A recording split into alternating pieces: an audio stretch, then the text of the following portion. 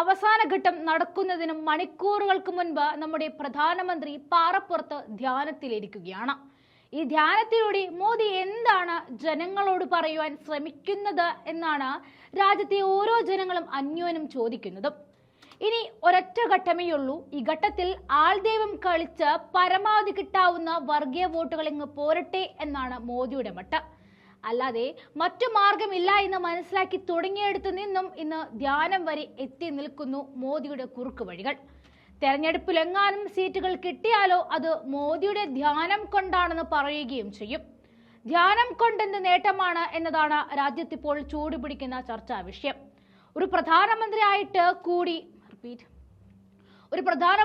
കൂടി വാ തുറന്നാൽ വിദ്വേഷവും വെറുപ്പും വിഡ്ഢിത്തരവുമാണ് മോദി ചവച്ചു തുപ്പുന്നത്. ഏറ്റവും അവസാനം പറഞ്ഞ മഹാത്മാഗാന്ധി പരാമർശങ്ങൾ ഉൾപ്പെടെയുള്ള വിഡ്ഢിത്തരങ്ങൾ ഇവിടെ സ്മരിക്കപ്പെടുന്നു. Get out Modi, go back Modi എന്നൊക്കെ സോഷ്യൽ മീഡിയ നിറയുമ്പോൾ നിങ്ങൾക്ക് മുന്നിൽ ഞങ്ങൾ തുറന്നു കാണിക്കാൻ ഒരുങ്ങുന്നത് ഒരു ജനകീയനായ നേതാവിനെയാണ്. മോദി ധ്യാനത്തിൽ സ്വയം അമർന്നിരിക്കുമ്പോൾ അങ്ങ് പഞ്ചാബിൽ പൊരിവെയിലത്ത് കർഷകരോടൊപ്പം തോളോട് തോൾ ചേർന്ന് ജനകീയനായി ഒരാളുണ്ട്, ഒരു നേതാവ്. അത് രാഹുൽ ഗാന്ധി. അമ്പലങ്ങളെല്ലാം സന്ദർശിച്ച് നടക്കുന്ന മോദിയാണോ അതോ ജനങ്ങളോടൊപ്പം ജനങ്ങളുടെ പ്രശ്നങ്ങളെ തൊട്ടറിയുന്ന നേതാവിനെയാണോ ഈ രാജ്യത്തിന് ആവശ്യം എന്നതാണ് പ്രധാന ചോദ്യം. ഹരിയാനയിലായാലും പഞ്ചാബിലായാലും ഹിന്ദി ഹൃദയഭൂമി എന്ന് പറയപ്പെടുന്ന ഉത്തർപ്രദേശിലായാലും കർഷക വോട്ട് ബാങ്ക് അവിഭാജ്യ ഘടകമാണ്. ഒരു രാജ്യത്ത് ഒഴിച്ചുകൂടാനാവാത്തവരാണ് കർഷകർ. നമുക്കറിയാം, ജയ് ജവാൻ എന്ന് പറഞ്ഞു കഴിഞ്ഞാൽ അടുത്തത് നമ്മൾ പറയുന്നത് ജയ് കിസാൻ എന്നാണ്.